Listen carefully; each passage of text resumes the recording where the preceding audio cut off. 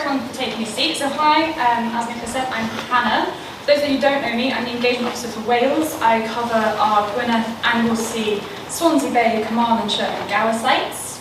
And I'm going to be chairing today's session. But before we get into that, we're actually going to go a little bit more into the project. So I did some digging while reading and writing this set of slides. The project began, as every big project does, with a consultation. And what they said was, although we identified some examples of partnership organisations promoting and sharing this natural cultural heritage with audiences, these were somewhat limited.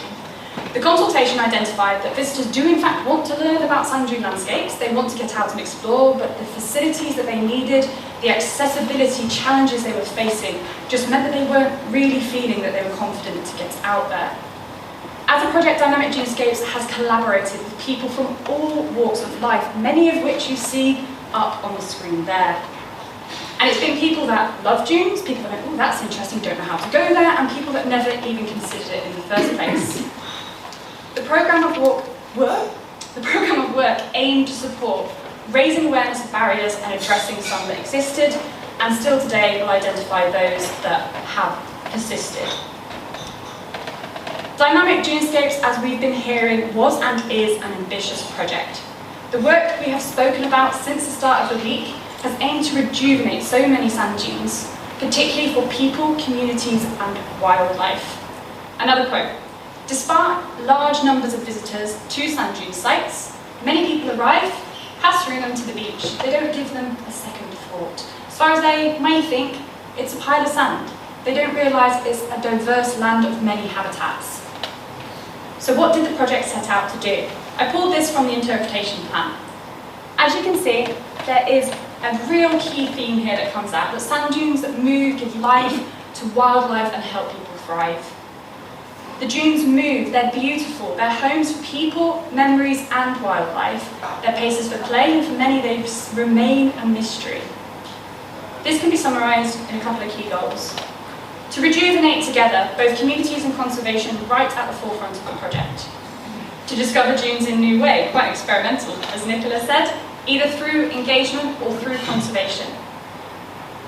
To appreciate what we have in a completely new setting. Maybe yoga out on the dunes or in a dune slack, anyone later? So why are we doing this session?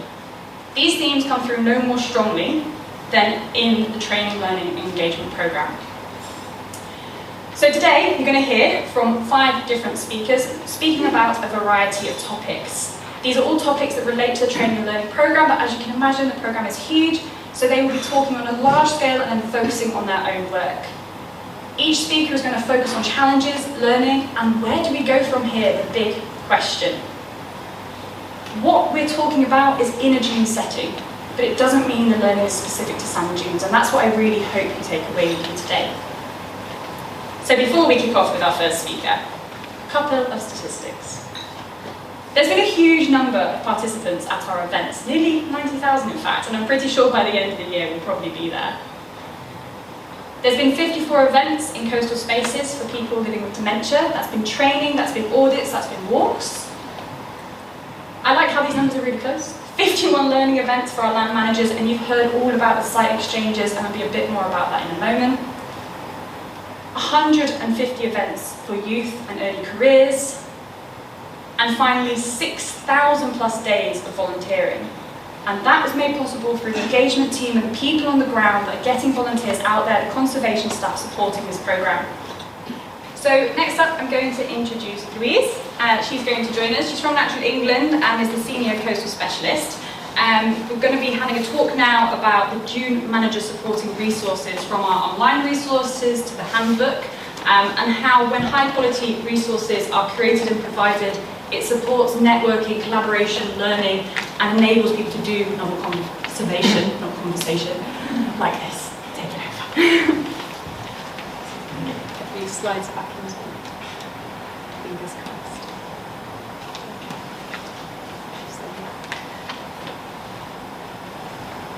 So as Hannah says, I'm Louise, and today I'm going to give a bit of an overview about some of our outputs that the Dune project has created. So from the outset, one of the key outputs was the Sand Dune Manager's Handbook, which was produced and published in 2021 in collaboration with UKCEH, Liverpool Hope University, members of the UK Sand Dune and Shingle Network, and obviously input from our project partners, and obviously you all guys here today. So the handbook is designed to be a one-stop shop, providing site managers with up-to-date research and expertise on how to manage and maintain a healthy and dynamic dunescape system. The information draws on the latest research and management techniques, developed as trials particularly as part of this project, also the Sands of Life, our sister project, and obviously across from Europe. It's designed to be a useful reference resource. One of the key sections at the start is before you start, so hopefully people will read that first. It provides a quick overview about the key principles of dune management, natural dune dynamics, dune hydrology, monitoring, etc., and then goes into more detail about specific management interventions. So for each intervention, it considers what site managers need to think about before they undertake any work. So I'm going to focus on an invasive species example where it highlights the decision process that needs to be made. As we all know, removing invasive species is a challenge, as we heard earlier, and can be extremely costly, and eradication is often not realistic. So therefore, site managers need to decide which species to focus effort on to, which areas of the site they want to do that, and also what can be achieved within their own resources. So the handbook discusses the various methods that can be used and gives sort of some advice on things like how to work with contractors, disposal of waste material, and also the dreaded UXO removal. So we know the handbook is being used across the project and our partners. I obviously work at Natural England, and it's used widely by our National Nature Reserve team across the country in dune sites, but also more widely in designated sites in terms of like SSI consents and giving advice, a source for help with management and survey methods. In addition, it's being shared and used as a key reference in developing policy around agri-environment schemes, climate change adaptation, and also nature-based solutions. Obviously, we want to share that knowledge as much as possible, so it's being shared through external networks with the UK Sand Dune and Shingle Network, the Marine Alliance and Science and Technology Scotland, and the European Beach Dune Network. And from our webpage stats, we know the handbook's been downloaded over 375 times, with users coming from across the UK, which is not unsurprising, Ireland, but Europe, as well as further afield in America and New Zealand. So the challenge going forward will be to make sure it's continued to be made available and used. And key to this will be keeping those contents updated. Now this is where the case studies come into their own. They support the handbook, meaning that new methods and project learning can be included in a simple and easily replicated way. Okay, the case studies have been compiled by our site managers and our engagement team from across the project. We currently have 19, I think they're all up there, covering both habitat management and also public engagement. Topics include things like notch creation, scrapes, turf stripping, all the things that we've heard about today and yesterday, but also covers aspects like UXO removal and engaging with dog owners.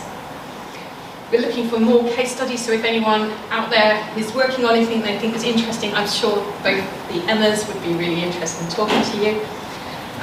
Just as a bit of background, habitat management case studies provide a little site background. They try and identify the problem and possible solutions, and then it gives actual details of what was done, where it was done, and how much area and the cost, which I think really highlighting cost is really important. I think a lot of managers really need that knowledge.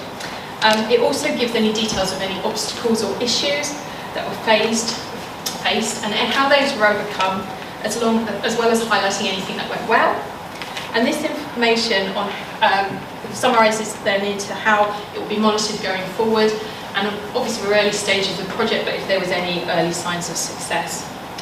The case studies have actually been really popular. We know that they've been viewed over 600 times on the website. One of the most popular, interestingly, is the UXO scrub clearance and scrapes at Broughton Burrows. So the final thing I was going to just talk about is the e-learning online training course.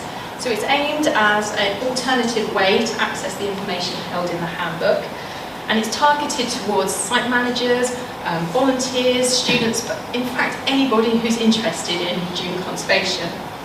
There's two versions available, one aimed at the general public and the other aimed, as is illustrated on the slide, more at the site managers and those who have got a little bit more knowledge. But having those two versions has really meant that we can interact and engage with a much wider audience. It comprises of 7 different units. I won't go through them all, but things like current threats to dune management, monitoring techniques are all covered in there. And each unit is interactive. It's designed to be dipped into when you've got time, so you can do it, keep coming back to it. And if you did it from start to end, the course takes roughly an hour. The modules contain a sort of mixture of graphics, photos, and some dune facts, which really help to illustrate the key issues. At the end of each chapter, there is a knowledge check. It's a little test, but it's quite easy to use, and it helps reinforce learning. So across the project, we know that partners are directing new staff, the volunteers, school groups, and university placement students to this page as part of an introduction to Dynamic Dunescapes.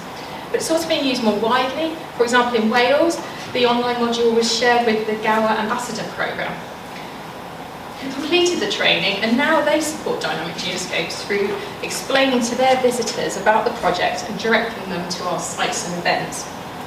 And in Cumbria and the Lincolnshire coast, the e-learning modules have been shared with pupils after they've done school visits, which then really supports their further learning. So a bit more stats. The general public course has been viewed over 100 times, while the site manager's page has been viewed over 1,300 times. Majority users, again, UK, Europe, Ireland, but also Canada, United States, New Zealand and Barbados. In addition, we also have a range of how to do videos, particularly on survey methods such as vegetation survey and doing the dip well samples. And they're really great because they just engage the viewer on the purpose and methods and equipment. So in conclusion, please take a look at the amazing range of online resources available in our webpage, particularly through the site manager's link. And while you're here, please take a look at the lovely case study boards that have been printed around and exhibited around the hotel, because they're full of information. And that's me.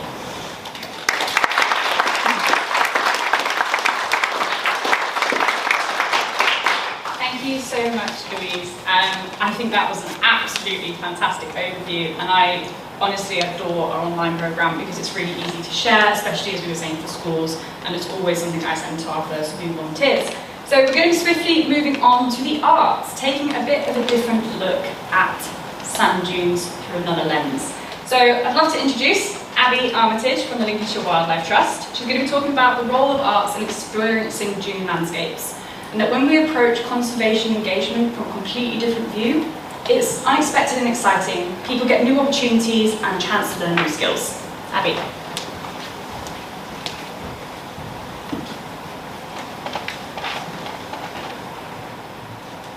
Hi everybody, like I said, I'm here to talk about how the arts has played a major role in Dynamic Dunescapes. There's been beach and wild art sessions being carried out with school groups and community groups. There's been workshops run by qualified artists. There's been audio guides, soundscapes being created at different sites, as well as sculptures and totem poles being created. For example, down in Dorset, we have run environmental art sessions with community groups and the Nature Tots group. Along the Sefton coast, we've run many workshops with the local artists, with families, adults and school children on site. And in Swansea, we've got 2 entryway art sculptures being created, highlighting the landscape and the wildlife that are found there. Through the arts projects, we've been able to connect with people on site. We've been able to bring people to the sites that have never been there before. But we've also been able to connect with people that can't get to the sites by taking the arts and the dunes to them. Positive feedback has been received from these sessions, with attendees feeling happy, motivated and inspired by the end of the sessions. We didn't only teach them new art skills, but we also connected them with the landscape. They understood why the habitat was vulnerable and why we needed to protect it. Aspects of art go hand in hand with conservation. Quoting one of the attendees, sketching requires careful observation, and that develops greater understanding and knowledge of your surroundings. So, in Lincolnshire then, we had a large amount of art created from school groups, community groups, from bursary students, and from events as well. This resulted in many different medias of art being created. For example, we had a Lincoln school that visited our Saltfleetby site. They learned and understood about the sand dunes and the wildlife that was there. Then later back in school they created lino prints, which resulted in posters being created as well. We had bursary students, one of which created and published a mini collection of poems about the Lincolnshire sand dunes. Another one creating songs and videos about key species that are found on the dune system. Therefore, it was decided to showcase the art that had been produced to a wider public through the exhibitions. Dates and venues were set over a year in advance, and closer to the time, a curator was brought on board. It was difficult to find the curator to begin with. However, in the end, we commissioned a recent graduate for the role. This would have been their first exhibition outside of university. Therefore, more help was given than originally planned. However, they did a brilliant job, and we were blown away by the end results. This was shown also in the feedback that we received across all 3 sites. And the exhibition was also a great way to start conversations with people about the project as well. The exhibition took place over 3 consecutive weekends at 3 different locations. Even though the dates were set over a year in advance, set-up time was not included in the original booking. Thankfully, all 3 venues were available for this. It was also evident as well on our first set-up that the exhibition should have been up for longer than a weekend. It was disheartening realising that you'd taken a day to set up the exhibition that you would then be taken down in 2 days' time. Also, the 3 locations varied in size, space, and the way that the exhibition was displayed. This added more time to the planning to be able to adapt to each location. We had a few people interested in buying the pieces of art. It was never in the plan to, however, could be considered for the future. It would also be great to have the exhibition up at one of the venues for longer, and this could coincide with our macro photography. The pictures on your right-hand side, this is taken by macro lenses that we gave out to community groups that we had at events. So the people could see the pictures in the exhibition. They could then borrow one of the lenses and take it out on site. They would then have the pictures in their phones that they could look at and take home with them, and we could also print a picture for them on site as well. So a few key aspects then. It's evident that the role of arts throughout the project has had a major impact. Being able to connect with people that may not have been attracted to the project for the nature aspect has been a big achievement. It was also lovely to work and create partnerships with schools, community groups and local artists. And I think that the majority of us have learned that to plan more time to support these partners as well. As they may be an expert in their field, they however may have never worked in this kind of landscape before and may not have considered certain aspects. Thank you.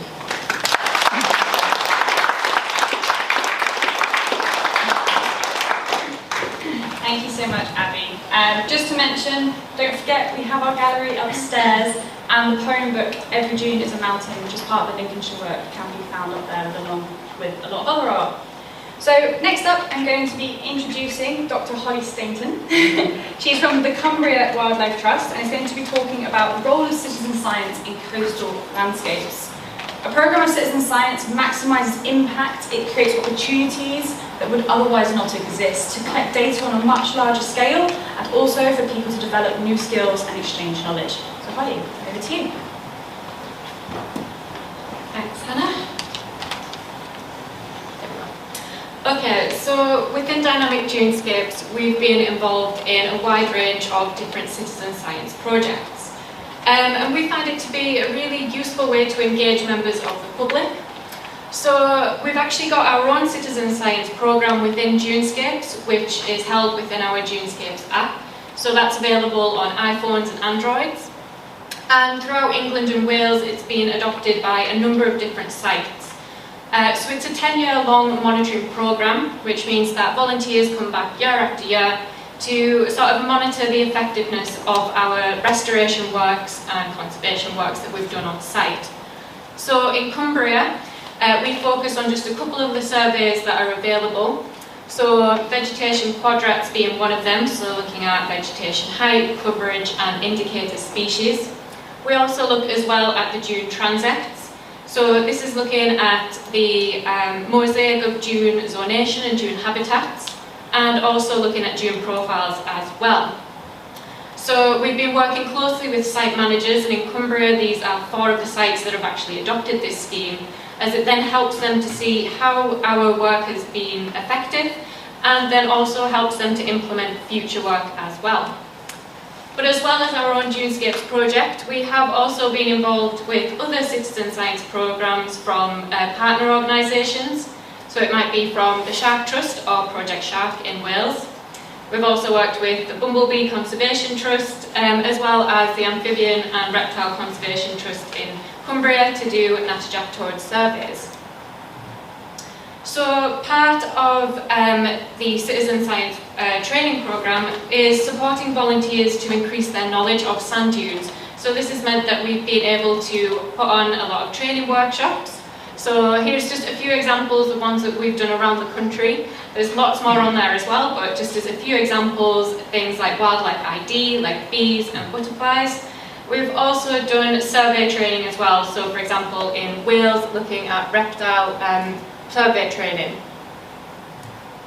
So just to very briefly go over some of the impact it's had on the project.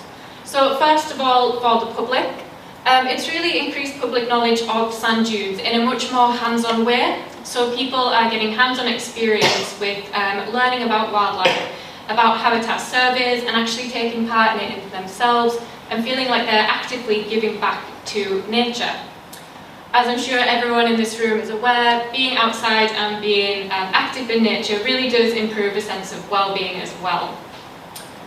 In terms of impacts on the project, so ourselves, the data collected by our citizen scientists and by volunteers is used to monitor the effectiveness of our interventions. So it's really important for us to gather that data and then use it to actively set up plans for the future. So one example is from Cumbria. So in South Walney, we've turf stripped an area of land, and we had a look at quadrat surveys before and after the turf stripping.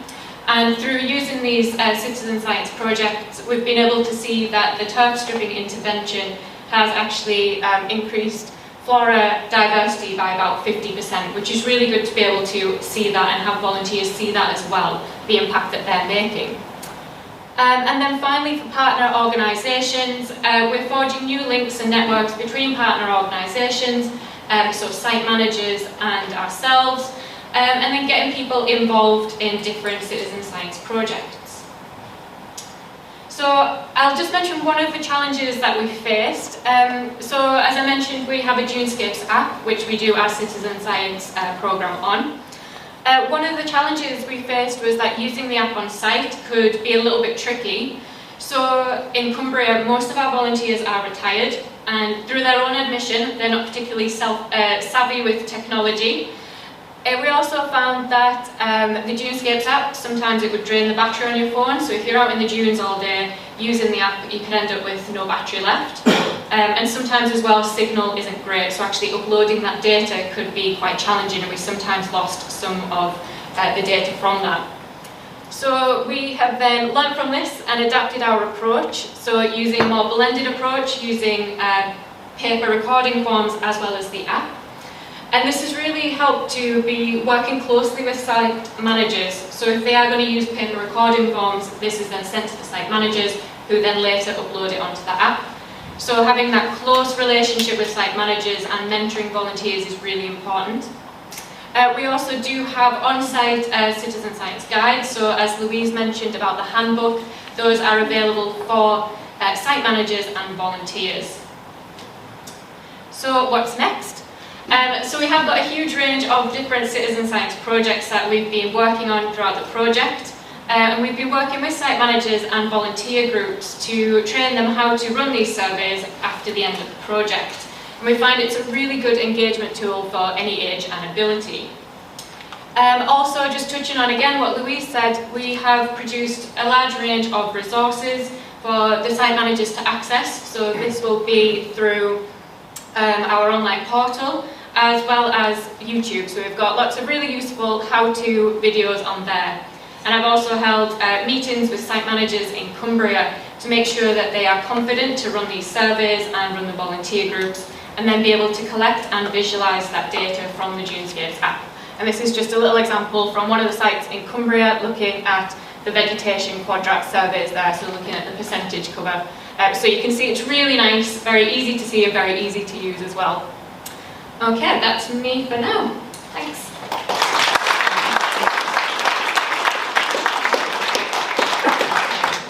Thank you so much, Holly. And I must say, yeah, the amount I've learned from our volunteers on all of these different citizen science projects is just brilliant. Working with so many different organisations has really given us the opportunity to cover a bit of something for everyone. So, I'm not quite going to introduce myself. I've been up and down a few times, but I am going to be talking about early career conservationists. So what is an early career conservationist?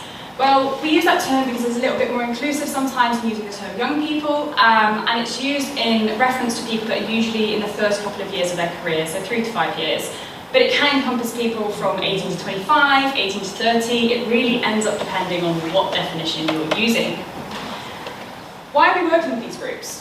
Well, being an early career conservationist myself, there's huge barriers, and that was identified, again, quoting our evaluation report at the start, right at the start of the project. There's absolutely huge barriers that exist to early careers, people working in the conservation sector. What this means is there's quite a lot of people paying to go overseas to try and gain skills, or finding they don't have enough skills to get the job that they would really like, and finding that a bit of a struggle. This has left us with somewhat of an economic and age gap in our sector, and some of the work we're doing is hoping to give people opportunities and the resources to support them to make those first steps. So I'm going to talk about a whole suite of things, and this is going to give you a bit of an overview of the project and what we've been doing. So there are some of these people in the room. So the project itself actually enabled a lot of the organisations for the first time to work with apprentices, to work with placements, to have a dedicated programme.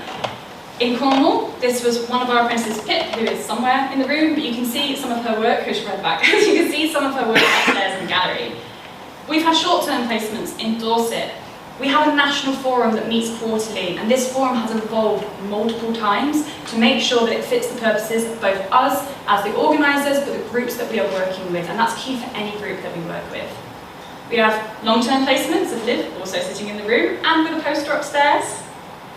We have arts bursaries, so projects that are communicating conservation through art. We work with youth groups and universities, and we also have research bursaries as well, and all of this you can see represented upstairs. So I've broken up impact into a couple of sections in a very similar way to what Holly did. When we look at the group that we've been working with, in Wales specifically, we've worked with 13 early career conservationists across the project, but we've also had placements and there's other volunteers that we've been working with as well. But across the whole of Dynamic Dunescapes, there's over 40 people that benefited from funding, from apprenticeships, from training, from work experience, and that number is probably a lot bigger than the number I just quoted. This work has created new opportunities for early careers conservationists, enabling networking, enabling supporting skill development, learning about conservation, that conservation isn't one thing, it needs multiple people, different skills, and giving that space to learn and develop. Then there's the organisations that are within the partnership. It's made us stop and think. It's given us time to reflect, to look how we can be bigger and better. We've gained some incredibly skilled people that has been an absolute joy to work with. We've gained voices that can advocate, can tell, even, as I said, early careers, but a couple of years in, what the career sector and conservation sector is really looking for right this moment for some of the groups we're working with. And support to make things happen, to make work happen that without the support of the groups we're working with wouldn't happen in the first place. Looking larger, we've got our partners, we've got the sector as a whole. The Early Career Conservationist Programme has supported networking. It's really solidified partnerships. It's enabled people to work together, to look forward, to address core goals, but to also take a step further. Quoting one of our site managers, one of the career conservationists that we're working with in Wales created a video, again, you can see upstairs, you know, seeing the theme. And this video did what would have taken him 3 months of relationship building. She gained important skills which have enabled her to get onto a mentorship program to be a wildlife filmmaker, and also it strengthened her CV portfolio. And it was a project together that we worked on to make that happen. So looking now towards those learning, adaptions and hurdles, there's so many things I could talk about, and I did take stuff out of this talk, but I'm going to just focus on our bursaries. What our bursaries are, they're a funding pool. How much it is varies depending on the region of the Dynamic Dunescapes project that you're in, but it's around between £250 to £500. When this was set out, it was targeted towards students or research projects. So very quickly, what challenges were faced by the project? Well, without networks, especially when a project starts in COVID times, it's really difficult to engage with early career conservationists or to spread the word that you have this money that you're really trying to give away or help people develop with. There's many barriers to getting experience, but one can be as simple as transport. So these kind of bursaries need to be flexible. If you're living in a rural area, it's just compounding potentially the lack of development opportunities that you have as a young person. If you can't get somewhere because there's no bus or you can't afford the driving lessons, it's as simple as that. More so than anything with COVID, it was peer support and how do we facilitate that. So we were facing some challenges, but we did take some adaptions. There was a change of the audience, there was a change of scope and the approach that we were taking. As I kind of pointed out at the start, this particular project was 250 to 500 for students doing research. That changed incredibly fast. It became open to all skills in conservation, to those art projects that you've seen, to people doing research, to people that weren't students that fell into the bracket of the 18 to 30 that we were working with. The audience also changed in the fact that we started to work with groups rather than individuals. We started to reach out further. What did this mean? Well, networks breed networks, breed networks, breed networks, and so on and so forth. We were introduced to universities and they introduced us to someone else. And that meant we could get the word out there that this really vital funding stream was available for people to develop their skills. We were able to bring in people like Grace that I mentioned who created the video, like work that's happened in Cumbria to create maps that will be used out on site, and to work with all of these different people to really, really maximise our impact. And that at the end of it, adaption created success. And this has been the same thing with our forum, working with the groups that we're working with to make sure that whatever we're doing serves both the organisations but the groups that are benefiting from the work. So I'm going to leave it with where do we go from here. For many people working with the project, working with our early career conservationists that are involved is inspiring and amazing opportunity for knowledge exchange and achieving more than you ever thought possible. But say we start again tomorrow, what would I say? I would say structure is everything and creates a support framework. And that's part of what Dunescapes has enabled people and the organisations to start thinking about. From effective inductions to clear targets and peer support, people need space to grow and resources need to support this. Whether that is money, mentorship, or purely just trust in the amazing individuals that they are. For example, in Plantlife, we have a new learning lead, and some of our learning is going to be integrated into looking at where we go looking forward. For other places, we heard yesterday about the Young People's Hub in Dorset. For Cornwall, for the Wildlife Trust teams, they've had apprentices and they've been able to work and learn from those frameworks. So at that point, I'm going to stop talking for a moment, and I'm going to reintroduce me. This time Holly is going to be talking to us about our dementia work stream and accessibility. A really poignant thing that one of the site users I work with once said was, if you make somewhere accessible for someone living with dementia, you make it accessible for all. What that also looks like is just starting off saying what facilities are even there.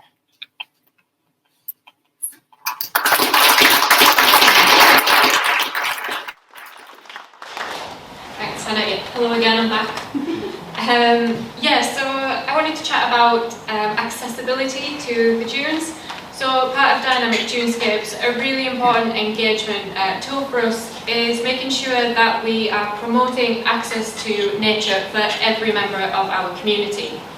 So particularly elderly people, and especially people who are living in care homes and people living with dementia, they can sometimes be overlooked when we are working with different groups of people, particularly in conservation projects.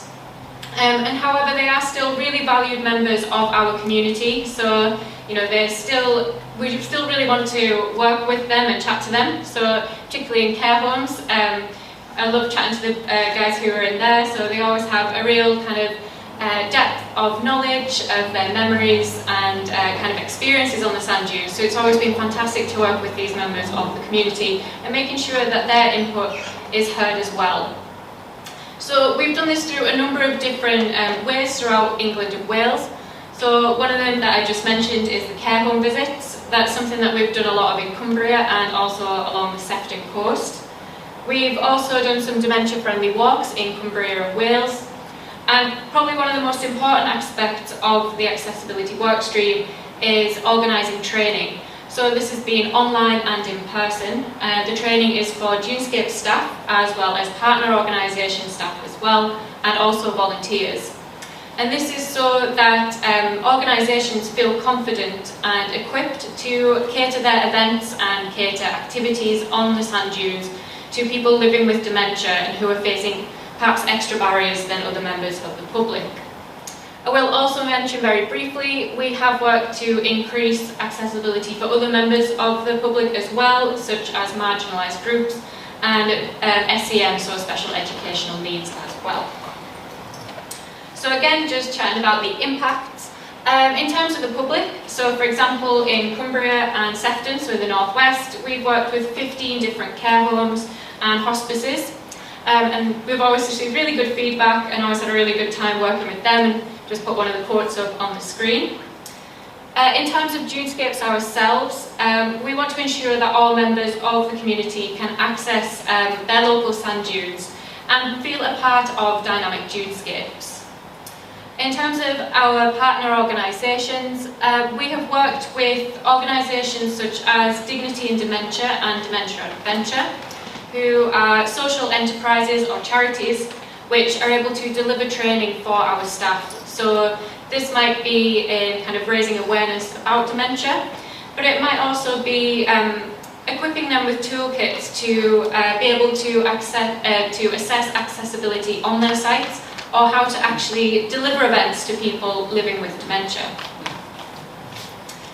So again, just one of the challenges that we faced, apart from obviously COVID and not being able to access a lot of care homes, one of the main challenges was actually accessing sand dunes for those with reduced mobility. So this is elderly people in general, but also one of the sort of aspects of dementia is that it can, in often cases, reduce the field of vision. So it reduces mobility by quite a significant amount. So this was really a bit of an issue for us. We wanted to make sure that this was done in a safe and comfortable way for both the site managers and the people who were visiting as well. So to kind of get around this, what we did was working with those Dementia Adventure and Dignity in Dementia groups to run accessibility audits and train site managers how to do this.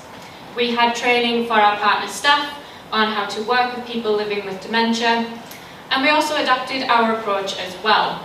So in some cases it wasn't possible to take people out to the dunes, and so we brought the dunes to them.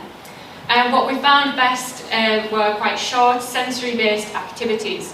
So we created these reminiscence boxes, as we call them, and you'll be able to see them again upstairs in the exhibition room. And it involved things like scratch and sniff postcards, which smelled a bit like sun cream. We also had a sandpit, so kind of these pretend dune systems, shells, rubber swimming caps, and something that I brought along in Cumbria was our mobile rock pool, which we borrowed some sea animals from the local aquarium or the beach, and brought them in to chat to people in care homes and people in hospices and hospitals. And something I always got mentioned to me whenever I brought in, I'd bring periwinkles or sea snails, and every single time someone would tell me how they used to eat them, so I had to kind of keep an eye on them and count them in and out when we went to the care homes. So yeah, what's next and what are the sort of legacies that we're going to build from this aspect of the project? So we want to ensure that all members of our community are included, and so to do this we have trained organisations and partner staff. So for example in Wales they held an online training session where 30 different organisations across the board attended, and that was also across the country as well, so as well as Wales and England. We've developed toolkits for site managers to run accessibility audits, again for example in Wales. And then finally, creating resources for partner organisations, like for example these reminiscence boxes, and there is again one of them upstairs in the exhibition centre, which will be given to our partner staff so they can continue to engage with members of the community, for example in care homes. So thank you very much for listening. I think we're at the end of the training session.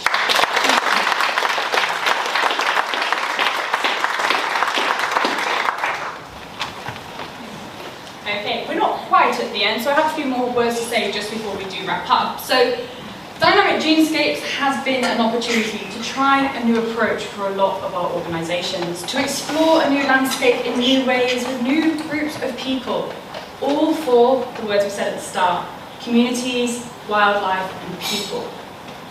It's a scale that's never been seen before. But what we're actually seeing is just a snapshot. Everything you just saw, that's happened largely across the regions that we work in. So you've had a real snapshot today of local project experience, but it is very relevant to what we've seen throughout the project. So looking forward, where do we go from here? There's been new learning experiences, new chances for our audiences to get out into the dunes, an opportunity for accessibility to be enhanced, but for us to still highlight those accessibility issues that still exist.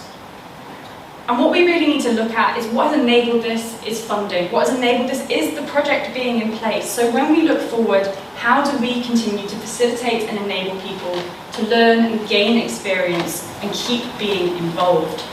I'm going to leave that one as a question. On the flip side, as I said, this isn't all about dunes. We're just talking in a dune landscape. We've had the chance as organisations to do new things. We've had the chance to learn. We've had activity in new landscapes for some of us. We've also had brand new staff in a lot of cases that have brought their experiences with them. So, looking forward, it is now the time to evaluate, to embed, and to look at these experiences into how they can be brought into organisational movement looking forward for future strategies. So what we would love is for everyone to take back some of the experiences we've been sharing throughout all of these sessions, especially from our training and learning programme, and to be bigger and better. I think Nicola said when we meet a few years from now and there's not a project around anymore. So it really isn't just about dunes, whether we're down here on the coast or up on a mountain top, in a sand dune or a woodland. I'd hope you found something in this session that really resonates and is applicable to wherever you may go next. Questions from the room. We have mic runners, we've got questions from the floor. From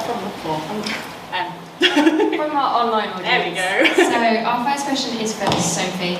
And golf course greenkeepers tend to use chemicals such as herbicides and fertilisers, which can leach readily into groundwater. How have you tackled that issue? So, is this on? No, is that working? I think more and more greenkeepers, the golfing industry in general, is trying to move towards much more sustainable turf management, which looks at trying to reduce fertiliser use, looks at trying to reduce any pesticide use as well. There's a real push from the golf industry to use more holistic methods of managing turf, in recognition that, you know, these chemicals that we call them aren't going to be around forever, and so we need to get get used to more holistic methods of managing, and that applies, of course, outside of the managed turf as well. We've spoke a lot today about trying to reduce herbicide use. That's not going to be around forever. Our friends in Scandinavia are managing to move away. Well, they don't have any anymore. So yeah, it's something that the industry is very conscious of, and certainly making moves to reduce and eliminate, I guess, in the future for some elements. Hi, it's Ruth Harding from Natural Resources Wales. It might be a question for Louise about education in general, regarding the A-level geography curriculum, and if that has been looked at. My son was sitting A-level geography about 3 years ago, and I was still aghast that they're still back then promoting stabilisation. So I was just wondering if anyone knew if that has been looked at. I'm not sure I can answer about the A-level geography module, but we are aware like the BCTB handbook still exists, which all is sort of that has that sort of emphasis. So obviously, hopefully, with site managers these days, we're trying to educate them. So hopefully, the messages will get started out. But yeah, we haven't pushed the sort of school learning techniques, and other than when people are coming out to site. So yeah, it's definitely something that could be looked at, is getting that message spread out. Yeah, I mean, I've worked with secondary schools quite a lot, and it's something that they've been quite interested in coming out to. So with the Citizen Science Project, we do some training with teachers and members of staff, and then take the school groups out onto the dunes to do some of the transect surveys. So it's something that they need to do anywhere within their A-level course, but then kind of doing it from the Dunescapes perspective, we can sort of update those methods and make sure that they're on the kind of same page as us. And I do find that quite a lot more teachers are aware of the new methods. So we have had a few occasions where they're saying, oh, why are you trying to do that? You need to be stabilising the dunes. And we're like, oh, actually, here it's not the case. So yeah, we've definitely had that crop up a couple of times, but I think the messages are starting to filter through. And that's part of what we'll be doing for the rest of the project within Cumbria, is working with secondary schools and A-level classes.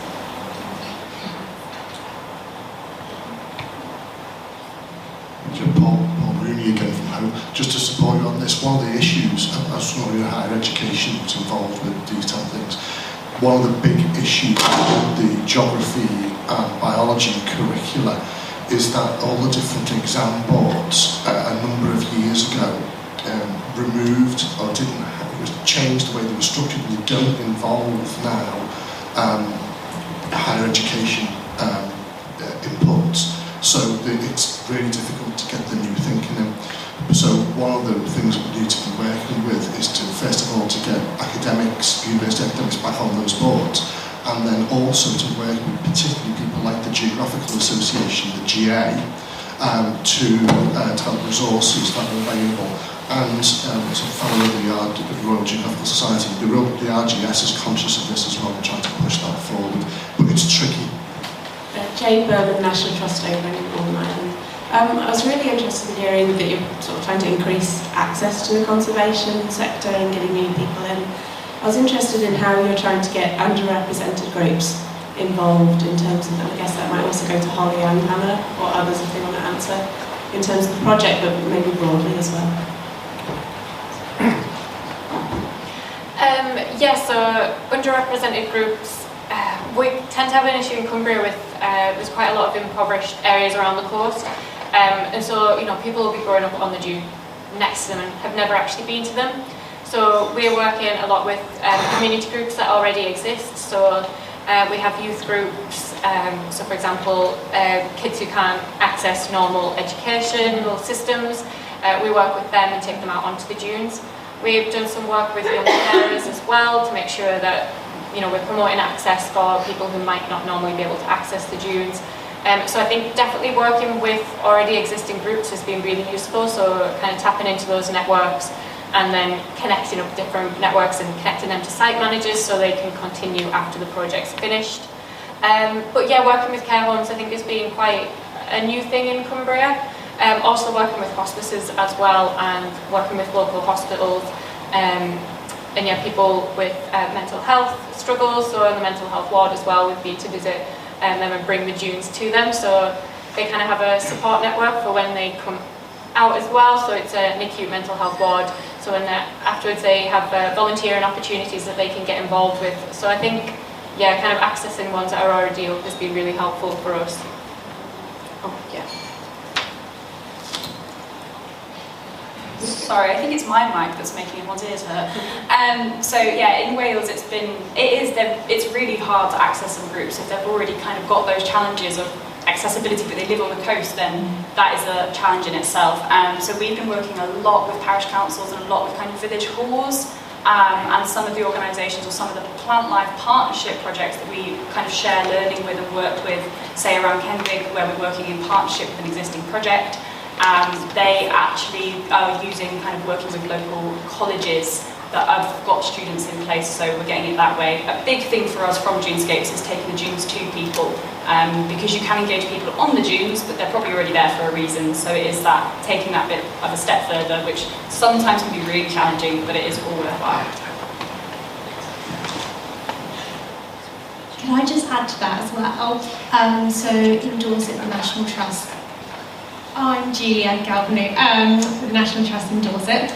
And yeah, something that we do, particularly with those groups of young people and children, is it's more about giving them access, those groups and organisations, so that partnership working and training those instructors or leaders or whoever they are to be able to use our sites for however they want to. So actually quite a lot of National Trust, there's a lot of like pay barriers, or parking is actually just really expensive, which I think does apply to a lot of dune sites. So just simply giving free parking and then doing a bit of training of how you can use our sites for nature connection or for education or for training and developing skills is actually very simply what they want, and then they're doing the great work for us. We just need to break down the barriers really for them.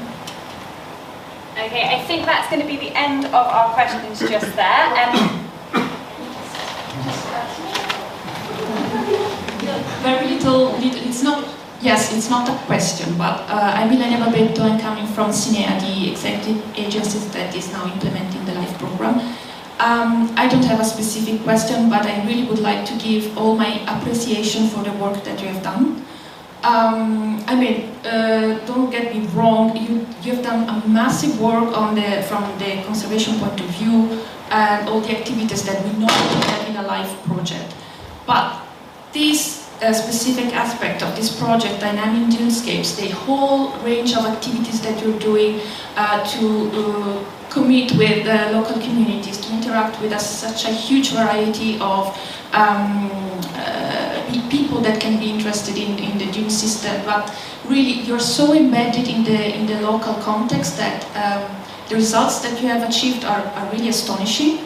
I really hope that this can be replicated in other areas, or this should be really a source of inspiration for other LIFE projects and for other initiatives also, well beyond UK. I really hope to see this kind of level of attention and this level of commitment also elsewhere. It's a bit rare, honestly. We really have really good LIFE projects that are implementing what they're supposed to do, but you're going beyond. And this is really remarkable. I wanted to convey this message to all of you. I've done it already also with our technical meeting we had 2 weeks ago. But I would like to take this opportunity, since you are all here, to really express my gratitude, and I'm really glad that the LIFE program contributed in a kind of a small amount to this, because you are really the game changers in this aspect, and I really appreciate this human-centered approach that is linking nature conservation to the context where it's applied. So really congratulations, because you've done it really, really, really well.